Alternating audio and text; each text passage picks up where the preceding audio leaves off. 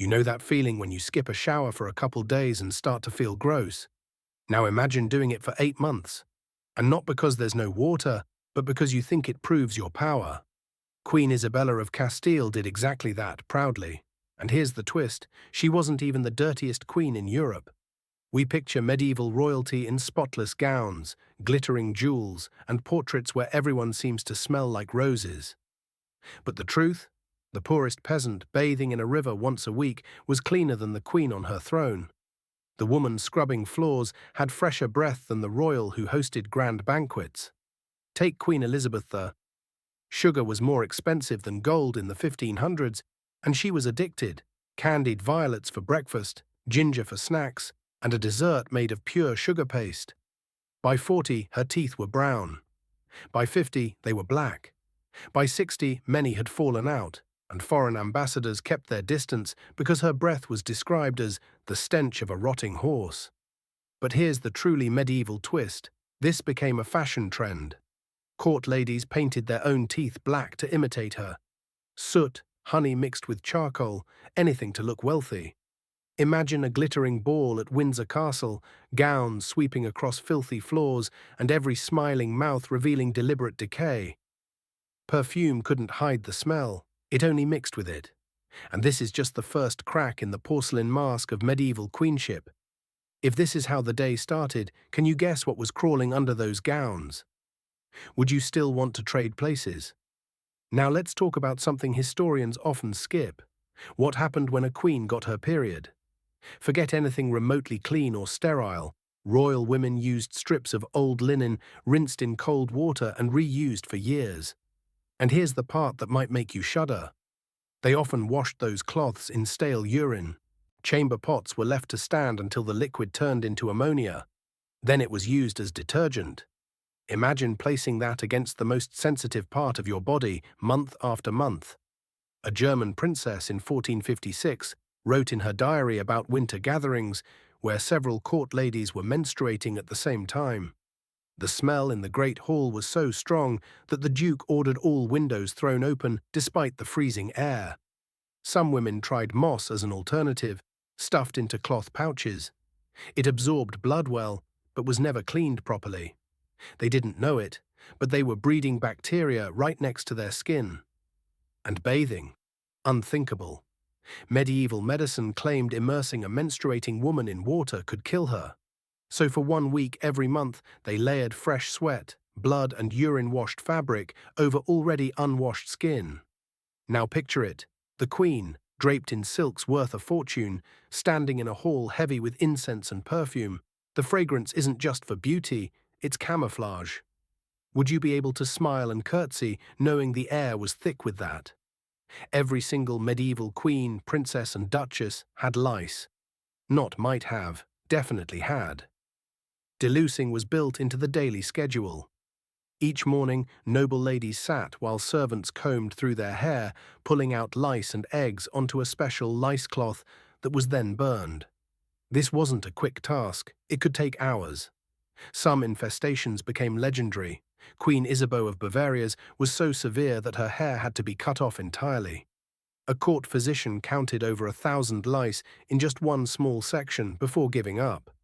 And here's the bizarre belief, many thought lice were created spontaneously from dirt. So for holy women like St. Margaret of Hungary, a head crawling with lice was a sign of divine favor. She sat in prayer while they moved across her face, each bite a blessing. But lice were only part of the swarm. Fleas thrived in palace rush floors, so thick that one observer at Hampton Court swore the ground looked like it was moving. Royal women wore flea traps, tiny tubes of honey or blood under their dresses, hoping to lure the pests away from skin. Some kept little dogs whose sole job was to attract fleas from their mistresses. Worst of all were body lice, living in the seams of clothing that queens rarely washed. Archaeologists opening Queen Isabella of Aragon's tomb found her burial dress still dotted with dormant lice eggs, after 500 years. Makes you wonder, how close would you dare to stand? When queens fell ill, the cures often sounded worse than the disease. Headaches? Apply a poultice of fresh bird droppings to the forehead, still warm, so the heat could draw out the bad humors. Skin problems? Bathe the affected area in virgin boys' urine, collected fresh each morning. Yes, royal households actually kept boys on staff for this purpose. For infertility, the treatments were brutal. Queen Catherine of Aragon was told to sit for hours over a pot of burning goat feces, the smoke supposedly waking her womb. The burns and chemical irritation were very real. Another prescription involved inserting a pessary made from crocodile dung mixed with honey. These remedies weren't back-alley experiments, they came from Europe's most respected physicians. Childbirth was no safer. Royal births were treated as grand state events, but the birthing chambers were sealed tight, kept sweltering, and hands were never washed. Queen Jane Seymour, Henry VIII's third wife, died 11 days after delivering a son, almost certainly from childbed fever, the same infection her doctors carried from examining corpses. Instruments were wiped on a cloth at best, then reused on the Queen. And if a husband's affairs brought home syphilis, the cure was mercury rubbed directly on sores. It made hair fall out, teeth drop, and often led to madness. Tell me, would you take your chances with the illness or the cure? By the 1600s, many royal women abandoned their own hair entirely, shaving their heads and wearing towering wigs. You might think that would make them cleaner. It didn't. These wigs were made from human hair, often taken from corpses or sold by the desperate poor. To hold their elaborate shapes, they were coated in a paste of animal fat and flour. That mixture became a paradise for pests. Lice and fleas nested deep inside, and worse, maggots hatched in the rotting fat. Queen Christina of Sweden once removed her wig during a council meeting, revealing streams of lice pouring down her shaved scalp. She joked they were loyal subjects staying close to their queen. Servants sometimes found mice nesting inside stored wigs. At night, rats would gnaw on them for the fat, leaving droppings tangled in the hair. By morning, the wigs were simply powdered again, often with a mix of flour and white lead, and placed back on the head, unwashed. One French duchess leaned forward at dinner, and maggots fell from her wig onto her plate. She calmly brushed them away and kept eating. These wigs could be worn for months without cleaning, while the skin underneath festered with sores and infections. So the next time you picture a royal portrait, imagine what was moving, literally, just above that jeweled crown. Would you still call it beauty? Some beauty routines didn't just disgust, they killed. Queen Elizabeth I's signature pale face came from white lead makeup, layered on daily for decades.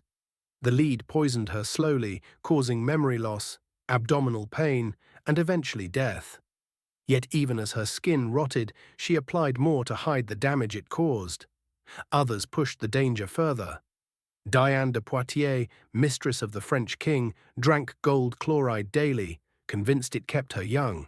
When her body was exhumed in 2009, her bones were found to contain gold levels 500 times higher than normal. Her skeleton literally destroyed from within. Maria Gunning, Countess of Coventry, died at just 27, her face disintegrating from the lead makeup she couldn't stop using.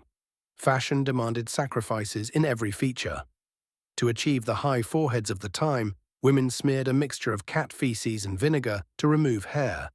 When that failed, they used quicklime, the same caustic substance used to dissolve corpses. Skin blistered and peeled in sheets.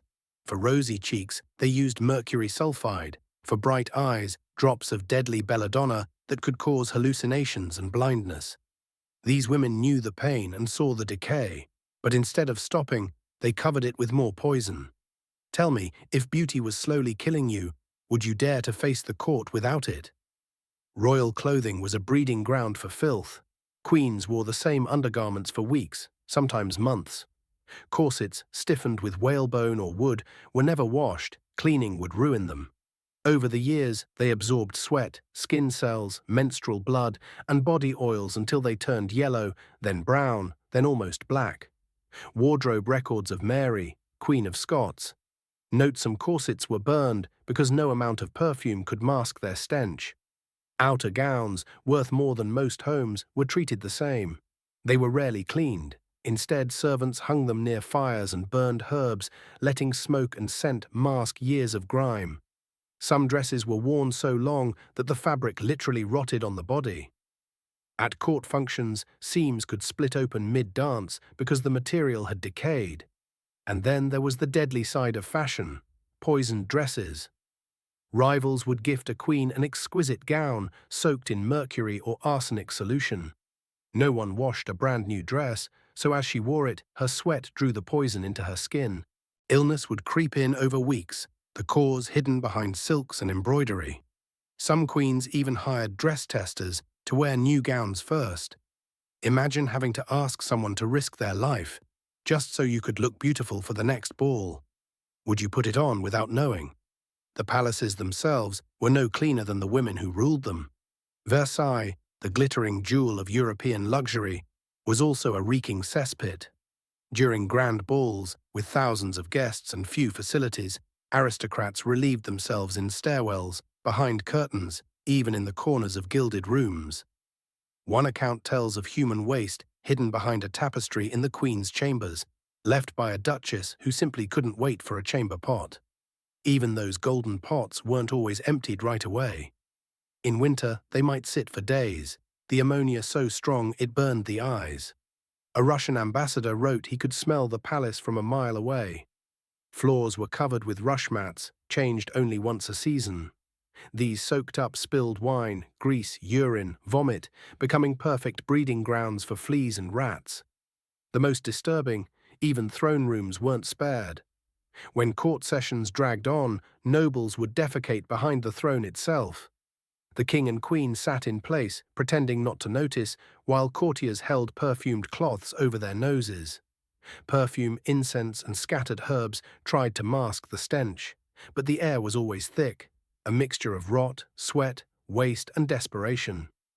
Would you breathe deeply, or hold your breath until the night was over? Some royal women didn't just tolerate filth, they embraced it as a mark of holiness. Queen Isabella of Castile vowed during the siege of Granada not to change her undergarments until the city fell. The siege lasted 8 months. By the end, her shift had turned black, fused to her skin in places, and had to be cut away. She considered it a sacred act. Saint Elizabeth of Hungary went further. After her husband's death, she refused all hygiene as penance, sleeping in her own waste, welcoming disease as a divine gift. When servants tried to clean her, she fought them off, claiming they were stealing her path to heaven. Saint Margaret of Hungary saw her lice infestation as a blessing from God. She sat in prayer while they crawled across her face, each bite a little martyrdom. She refused treatment, believing the insects were proof of her devotion. These acts weren't whispered about as madness, they were celebrated. Other noble women tried to imitate them, cultivating dirt and disease to seem more pious.